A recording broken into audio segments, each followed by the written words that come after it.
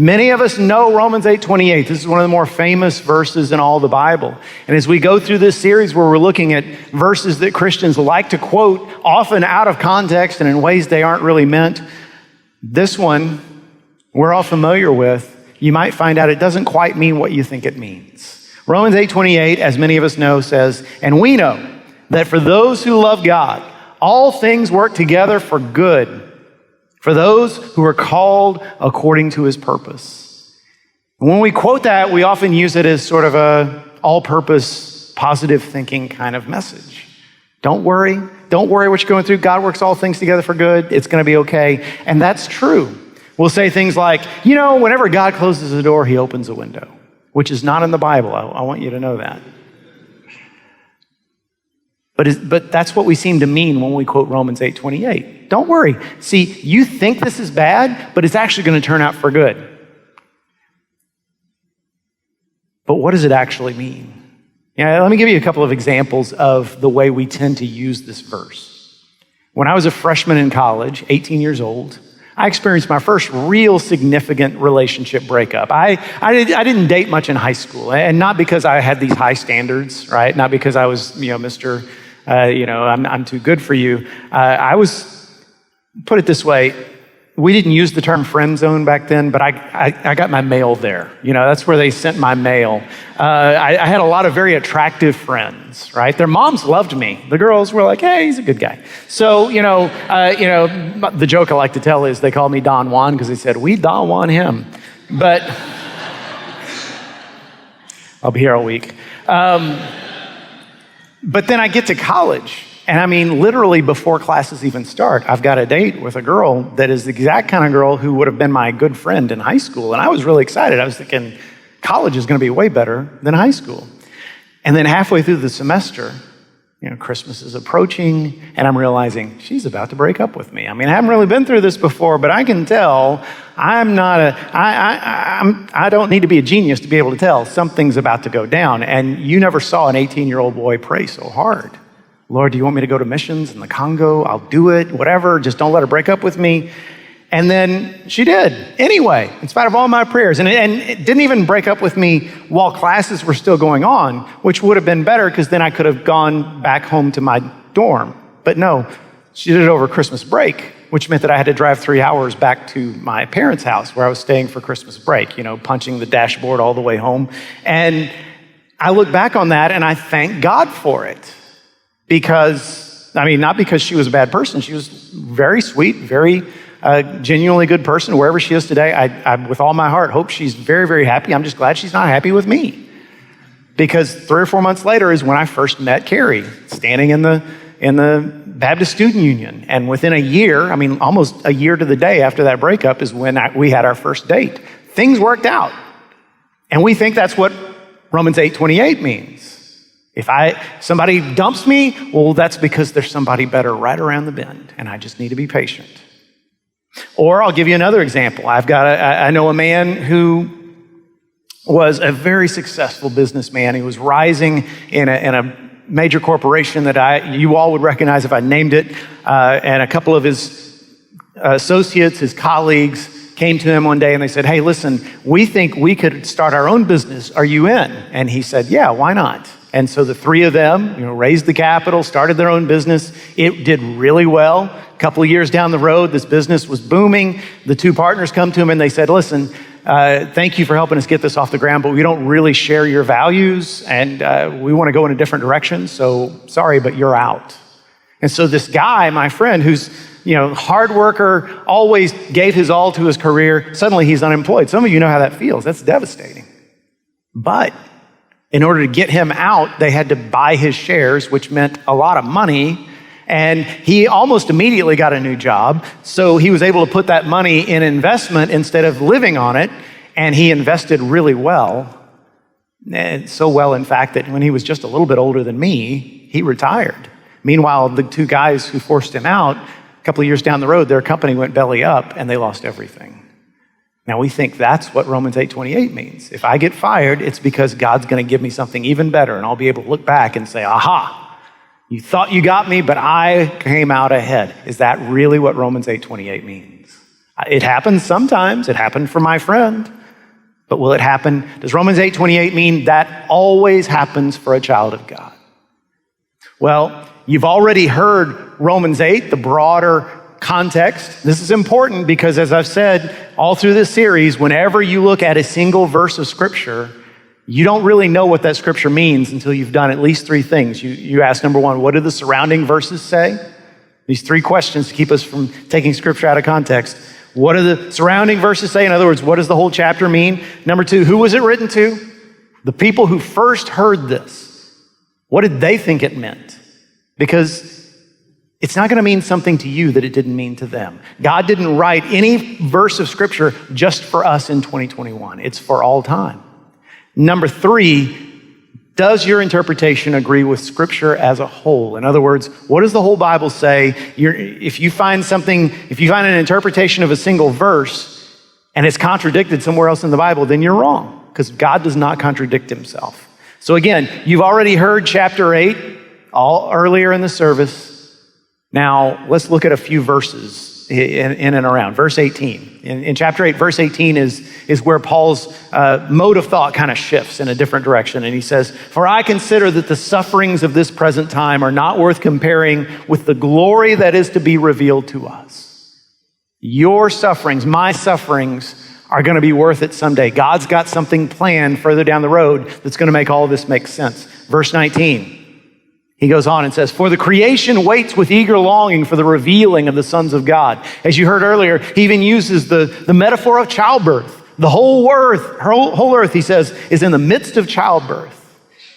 Now, in this room, there are people who have given birth to a child. There are also a lot of people, including me, who are very glad they will never give birth to a child, right? Yeah, that's right. We are just thankful that God didn't put that burden on us, because we know there is intense pain involved. But here's the thing. Every time I've ever visited a woman who's just given birth, and I've had that opportunity not only with my wife and with family members, but church members, I've never once had a woman say to me, "Man, that was a mistake." I've had them say, "That was really painful." My sister-in-law, Bev, said, "God must have been really mad at Eve." I've never forgotten that. But all of them, they're holding this little baby and they're saying, "Yeah, that was worth it. That was a good thing that we did. All this pain produced something beautiful." If that wasn't the case, everyone would have one child, right? And they'd say, "Never again." But we keep having babies. Why? Because the pain produces something beautiful that can't be produced any other way. Verse 29, let's skip to after Romans 8:28. So what is all that pain producing? That's the question. The first word of verse 29 is "for." Always look for words in the Bible like "for" and "therefore," because they're hinge words. "For" means because in this case. In other words, Romans 8:28 says, "For God works all things together for good for those who love him and are called according to his purpose, because," and this is what he says next, "those whom he foreknew, he also predestined to be conformed to the image of his Son, in order that he might be the firstborn among many brothers. And those whom he predestined, he also called. And those whom he called, he also justified. And those whom he justified, he also glorified." Now, don't get hung up on that word "predestined." You probably know there are some Christians who believe in a doctrine called election, that there are some people who are predestined to be saved and not others. I am not one of those, although I respect those who believe that way. If you're one of those, we can worship together. We're worshiping the same Jesus. The thing about this verse is, whether you believe in election or not, you have to agree the main point of the verse is what we're predestined for. He says we're predestined to be conformed to the image of his Son. In other words, God's goal for your life. You say, "I want to know God's will for my life." I know God's will for your life. Just listen to me. It's the same as God's will for my life. It's that we would be predestined, that we would be conformed to the image of his Son, that we would become just like Jesus, that we would be, in the end, glorified. What does that mean? Remember, the glory of God is his basic nature. When you strip away all the presuppositions that get in the way for us and you just see God as he is, that's his glory. Earlier in verse 18, we read, Our sufferings now, they're not worth comparing with the glory that will be revealed. The glory that will be revealed is someday you and I are going to be just like Jesus. Not divine, but we will have his character. We will have his love. We will have his courage. We will have his joy. And you might say, okay, Jeff, that sounds great, but I'm not that spiritual. And right now, all I really want is, to get over this breakup, to get a new job. Why can't we focus on that? Here's the thing. God is the source of all good things. So instead of focusing on the earthly stuff we don't have, why not go straight to the source? Instead of being focused on, well, I want this and I don't have it yet, so how can I get this? Why not go to the one who gives those things? I mean, let me put it a different way. Who do you think made beauty and laughter and pleasure and love? God made those things. We didn't invent them. The devil didn't make them. God made them. He's the reason a good meal is so satisfying. Have you ever thought about the fact that God didn't have to make food taste good? I mean, if everything we ate tasted just like overcooked, boneless, skinless chicken breast, dry as dirt, right? Tough as a boot, everything we ate tasted just like that, you'd still eat. You know why? Because you got to live. But God didn't do that. Instead, he made this vast variety of all these incredible flavors that you can enjoy. Why? Because he's saying, here's my gift to you. Look, here's joy, here's pleasure, here's enjoyment. That's what I can give you. He's the reason why we catch our breath when we hear a song that's sung beautifully, like we just did. Here's why an exciting story, whether it's on the screen or on the page or just your friend telling the story, it gets your heart beating faster. You can't wait to hear how it ends. And afterwards, you think back on it over and over again. It brings you this pleasure. This is why when you haven't seen somebody you love for a long time and you see them and you wrap your arms around them and you just hug them, it feels so good. This is why when you experience something great, the end of a goal, when you sink a putt, when you finish crafting a work of art, when you bring down a buck, when you win a game, you have this surge of pleasure. All of that comes from God. He's the source of all of that. And right now, we experience these little tastes of it because we're divided from him by all this sin and all this selfishness and all this junk.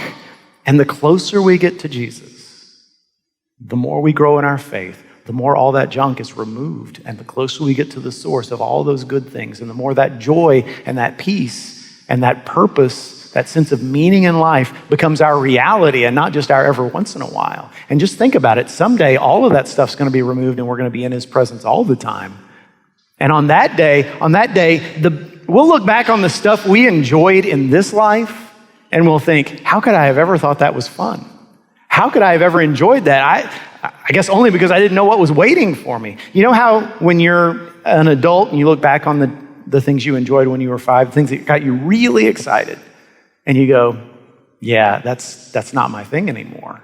I mean, it's cute, but, well, that's the way we're going to look back on what we thought was joy here, when we're in the presence of the source of joy. And we'll know what it truly is to be fulfilled. And all that means that everything that happens, even the terrible things that we know we brought on ourselves because of our own stubbornness, or our own bad decision making, our own selfishness, our own pride, even those things are things that God uses for redemption. Even when they're not part of his original plan. He's like, okay, I'll make it. I'll bring it in. I will use it to make you more like my son if you'll let me. So I say all this to say, Romans 8:28 does not promise that if a relationship ends, it's only because there's somebody better out there. That may be the case. But when you make it say that, you're writing a check that the Bank of Heaven hasn't backed up yet. And that's how Christians end up making terrible decisions. You go through a breakup, you go through a divorce, and you're like, Romans 8:28 means there's somebody even better for me out there. And then you jump into a relationship thinking, that's what I need. That's what I need, right? This is the person God provided for me. The first person who shows interest in me, well, that's obviously the person God has brought into my life to heal my broken heart. And then you end up in a doomed relationship. and you're even more brokenhearted than before. Now, when your heart is broken, you go to Jesus for your comfort, not to this next person. They can't bear that weight.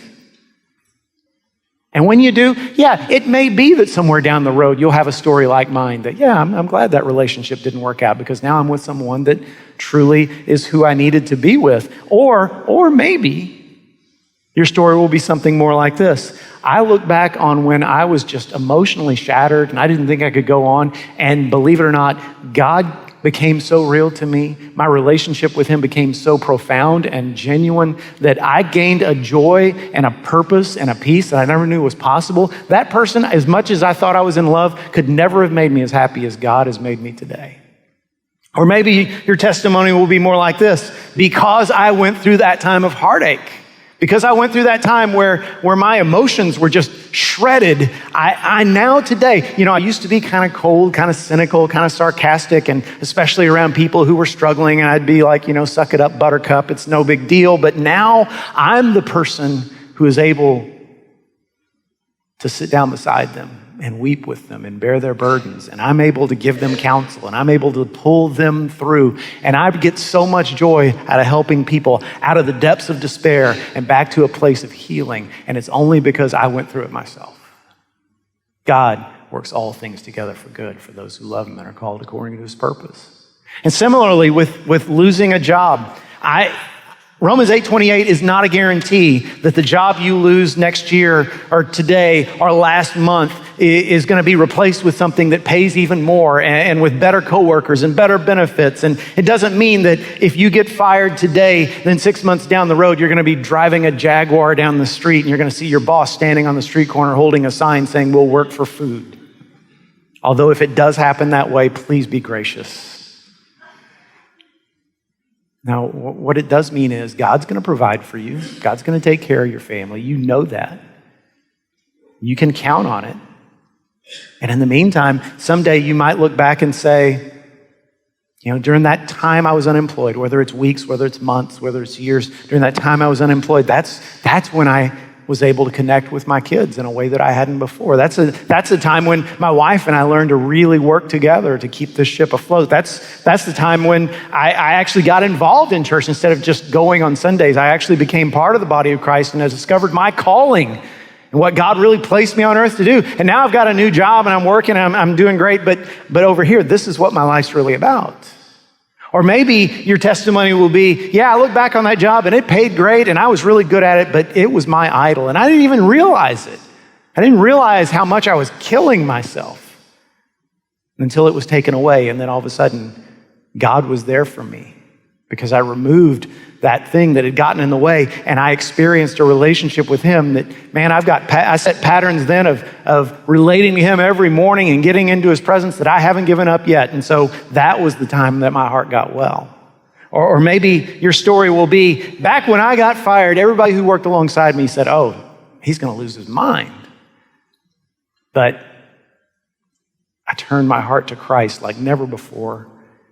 And he gave me such a sense of peace.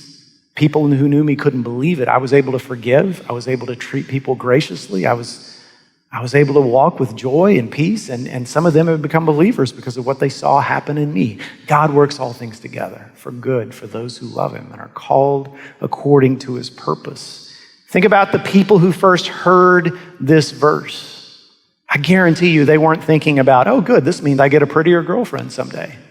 Oh, this means I'll get to retire early."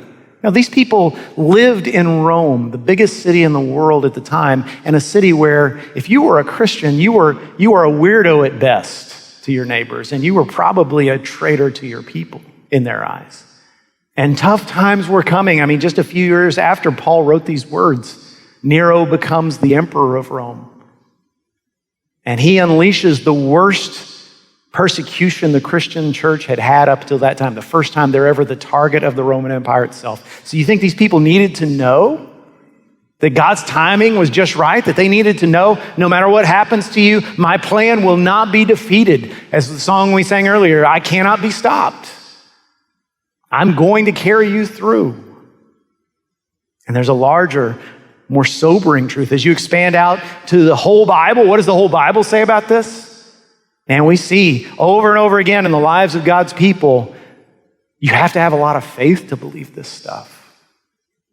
You know, TV shows, you get a problem and it's wrapped up at the end of 30 minutes or an hour.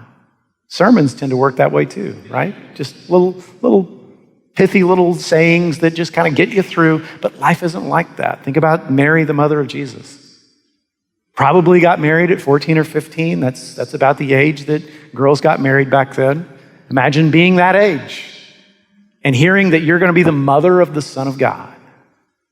And I'm sure in her mind that looked very different than the way it turned out. In her mind, as a good Jewish girl, it meant he's going to be the Messiah. He's going to sit a throne. I'm going to be the Queen Mother. I mean, right now I'm here milking this cow from my parents. Someday I'm going to sit on a throne next to my son with a crown on my head, watching the nations bow before him. It didn't go the way she thought it would. Think about, I mean, the child was still an infant, and the king of a nation comes and tries to kill him. They have to flee to northern Africa as refugees. They live in the kind of poverty you and I will never understand. And scholars believe that Joseph probably died while Jesus was still at home, was still a boy. And then to make matters even worse, when he's about 30, your oldest, Jesus, the one who's supposed to take care of you when you're old, he walks away, says, "Goodbye, Mom, I'm starting my ministry." Which doesn't mean he goes off to be a king. No, he goes off to be a wandering, unemployed, homeless teacher. Anybody here, any parent here say, "Yeah, that's what I want my son to do"? No, of course not. Jesus goes off, and all they hear is word about, okay, yeah, he's doing miracles. Yeah, he's got people following him. But the people who are in charge of our country think he's demon-possessed. They think he's lost his mind. At one point, John 7 says, Mary herself went to bring him home, thinking he's a danger to himself. We know that Mary was there the day he died. Imagine, can there be anything worse as a parent than watching your own child die? I can't imagine anything worse. Acts 1 says, the last time we see Mary in the Bible, Acts 1 says Mary is in the upper room with the apostles and those early Christians, that small group of people who still followed Christ. So at the end, she came to understand, she came to comprehend what her son came to do and what God was doing through her son. But until then, the understanding wasn't there. She had to wait. She had to wait for the resurrection, for it all to come together and make sense. And sometimes it takes even longer for Romans 8:28 to start to make sense to us. Hebrews 11, a lot of Christians know, is God's Hall of Fame. That's what we call it, not him. But Hebrews 11 is the story of faith, is God's telling story after story of people like Enoch and Noah and Abraham and Sarah and Rahab and Moses and all these people who've exercised this incredible faith. And God says, look at this. This is what faith looks like. And right in the middle of the chapter, the author of Hebrews goes off in this tangent, this beautiful tangent. Verse 13, he says, these all died in faith, not having received the things promised. They died without understanding everything. Everything they'd been promised hadn't yet been fulfilled. Now, I don't want to get ahead of myself because next week I'm going to talk a lot about the prosperity gospel and preachers who tell you that if you have enough faith or the right kind of faith, then God's always going to give you what you want. But they're not reading this Bible. They're not reading passages like the one I just read and the rest of this. Listen to what it says. But having seen them, the promises, having seen them and greeted them from afar, and having acknowledged that they were strangers and exiles on earth. For people who speak thus, make it clear that they are seeking a homeland. This world is not my home. I'm just passing through.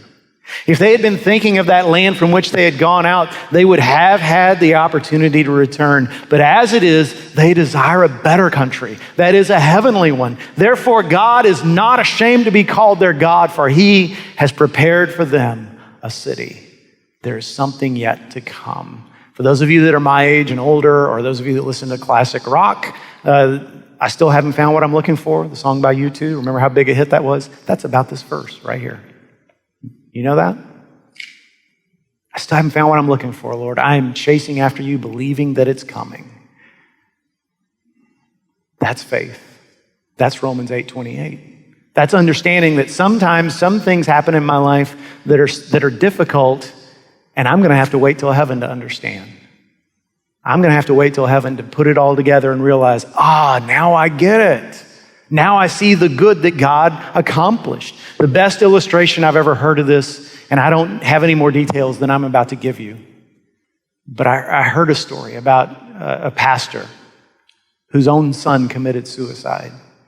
And he decided, he felt called to do the funeral himself, which is probably what I would want to do as well. And he used Romans 8:28 as his text. And he read it out and he said, now y'all, I have to confess, I have no idea how this event, my son's death, fits in with Romans 8:28. I can't make it make sense in my mind. I may never be able to in this life. He said, it doesn't, I don't see any way that God could work this into good. But he said, you know what? There's many things in this world I don't understand. I don't understand something as simple as how does a ship, a big cruise ship, float in the ocean and carry thousands of people across oceans. I don't understand. He said, I know this, if you pried off a piece of the hull and you threw it in the water, it would sink to the bottom.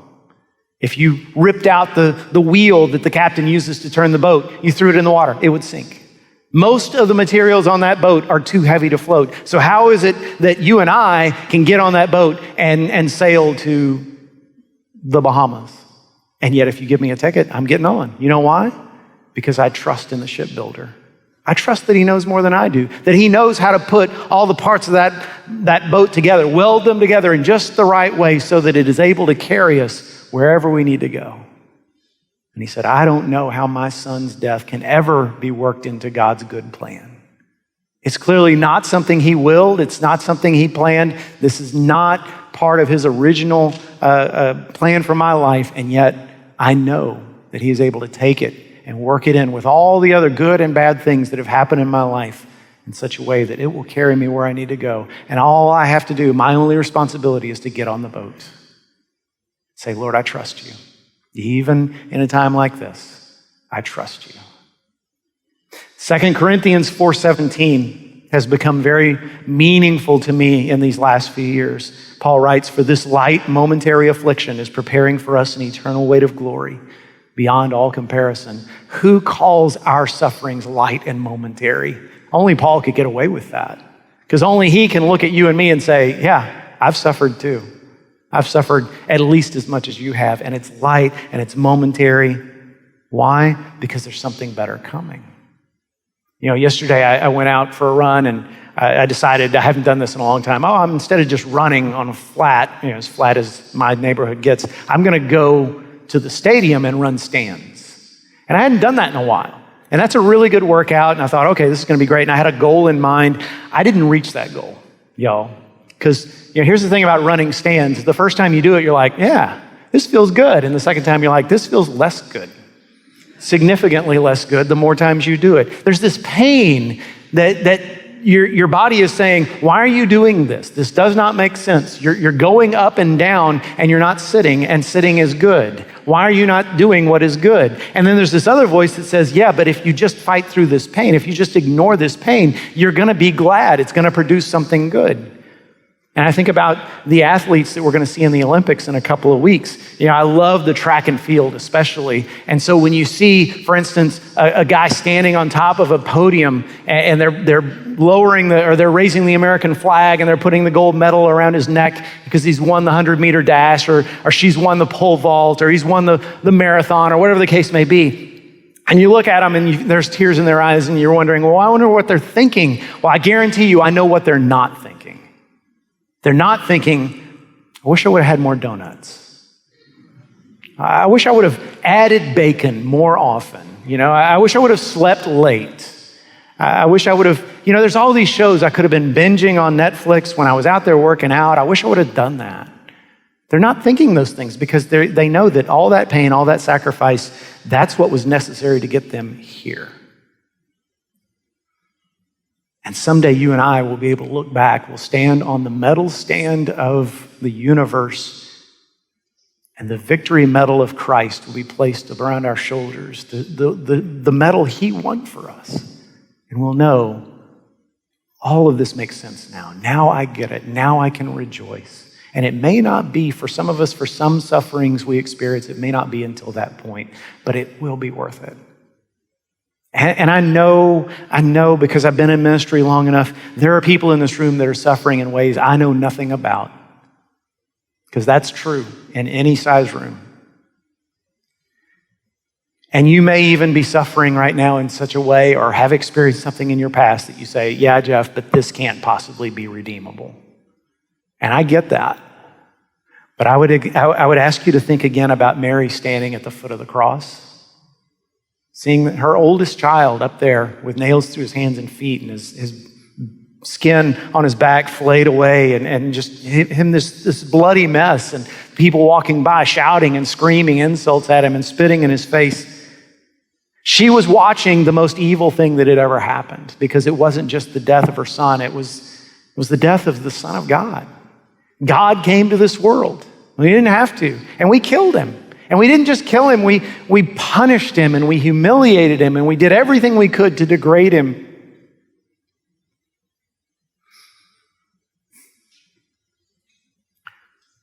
The forces of darkness look like they won. I mean, if there's ever been an irredeemable event, that was it.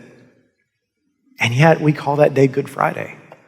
And we're not being ironic when we call it that. It's the day we were saved. It's the day our salvation was purchased. And there's no redemption without that. History's darkest day became history's greatest day.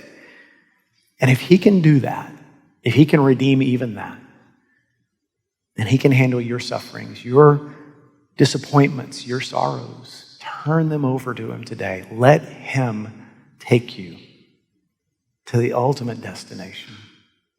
Trust the shipbuilder. Trust the Savior.